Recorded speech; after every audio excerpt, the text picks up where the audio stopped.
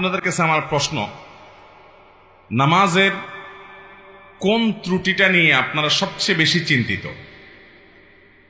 নামাজের মধ্যে আমাদের অনেক ত্রুটি হয়, তাই না? এর মধ্যে সবচাইতে বেশি চিন্তিত কোন ত্রুটিটা নিয়ে?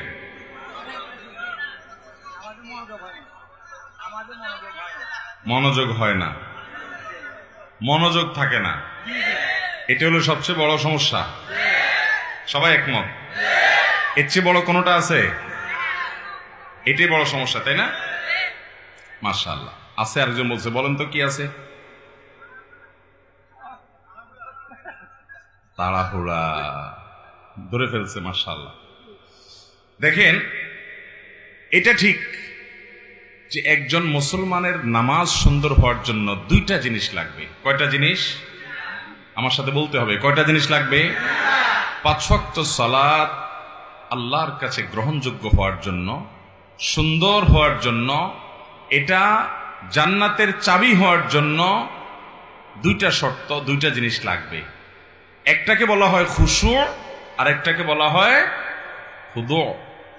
খুশু মানে হলো নামাজের ভেতর, আর খুজু মানে হলো নামাজের বাহির।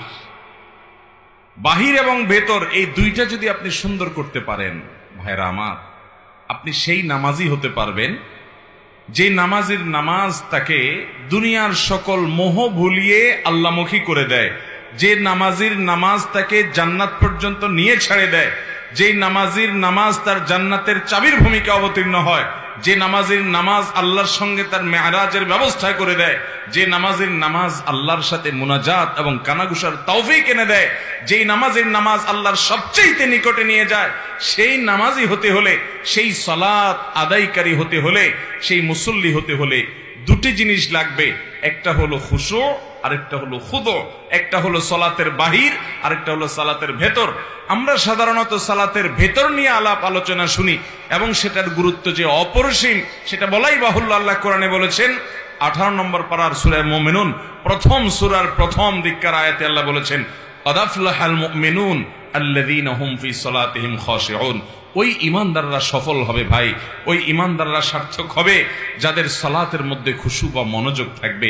নামাজে মনোযোগ না থাকলে সে নামাজটা নিষ্প্রাণ নামাজ, সে বিষয়ে বলাই বাহুল্য।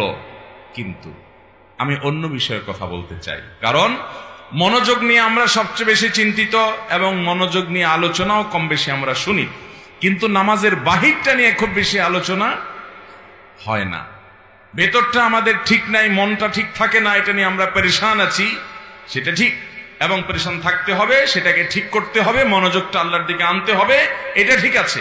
কিন্তু নামাজের বাহির নিয়ে যে আমাদের কোনো চিন্তাই নাই, অথচ দুইটার সমন্বয়ে নামাজ সুন্দর হয়, এবং আমরা অনেকে জানিও না নামাজের বাহির সুন্দরের জন্য কি করতে হবে।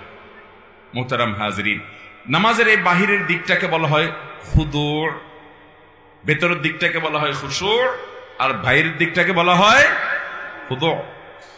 এই নামাজের খুজু যেটা বাহিরের দিক, এই দিকটা যদি আপনার ঠিক না হয়, ভালো করে কান খাড়া করে শুনে রাখেন, আপনার নামাজ পর্যন্ত বাতিল হতে পারে, নষ্ট হতে পারে, ফাসেদ হতে পারে, নামাজ হবে না, হবেই না আইনগতভাবে, ওই নামাজ আবার পড়া লাগবে। এরকমও হতে পারে যে বাহির ঠিক না থাকে।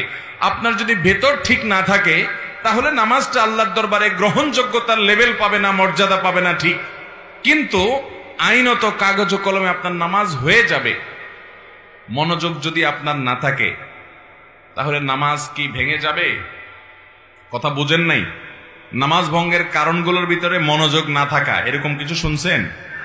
কিন্তু নামাজে তাড়াহুড়া করার কারণে, নামাজের যে খুশুর পাশাপাশি খুজু যেটা, সে খুজু রক্ষা না করার কারণে এমনও হতে পারে যে আমার সালাত হয়ই নাই, হবেই না, আবার পড়া লাগবে, এমনও হতে পারে।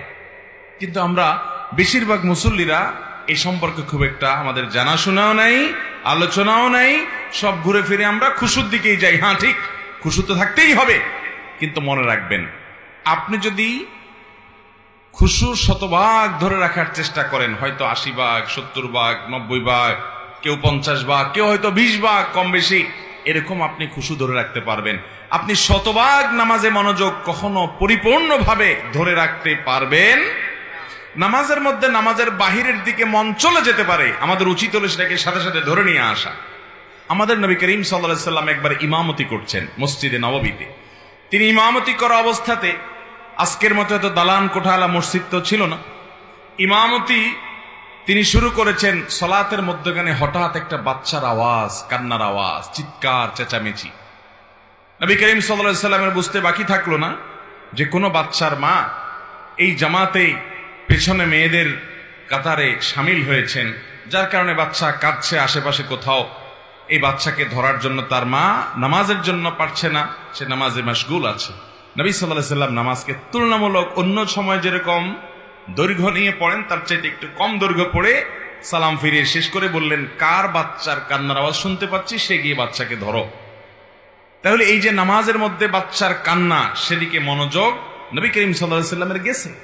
মানুষ হিসাবে আওয়াজ হলে সেদিকে মনোযোগ যেতে, কিন্তু আমাদের চেষ্টা থাকবে মনোযোগটা ধরে রাখা। কিন্তু যদি কোনো কারণে মনোযোগ আপনি ধরে রাখতে পারেন নাই, আইনত কাগজে কলমে মাসআলার দিক থেকে নামাজ হয়ে যাবে। কারণ নামাজের মধ্যে এত % মনোযোগ থাকতে হবে এরকমটা ফরজ বা ওয়াজিব নয়। আবার কেউ ভুল বুঝবেন না, তাহলে মনোযোগের দিকে খেয়াল করার দরকার নাই। মনোযোগ দিকে খেয়াল করতেই হবে, নাহলে সফল মুমিন হবেন না, জান্নাতুল ফেরদাউসে যেতে পারবেন না। সে চেষ্টা করতেই হবে। কিন্তু আপনি চেষ্টা করলেও একেবারে শতভাগ মনোযোগ যে ধরে রাখতে পারবেন সেটা জরুরি না, সেটা সম্ভব না, কিন্তু আপনার চেষ্টা থাকতে হবে। মুহতারাম হাজিরিন, নামাজের খুশুর পাশাপাশি খুজুটা যদি ঠিক না থাকে, খুজুর মধ্যে একটা লেভেল আছে, এইটুকু যদি অন্তত ঠিক না থাকে, যেটাকে বলা হয় তমানিনা ফিস সালাহ, বা নামাজের মধ্যে ইতমিনানের সাথে নামাজ পড়া, মিনিমাম ধীরস্থিরতা যতটুকু না হলে নয়, এতটুকু যদি না থাকে তাহলে আপনার নামাজই হবে না।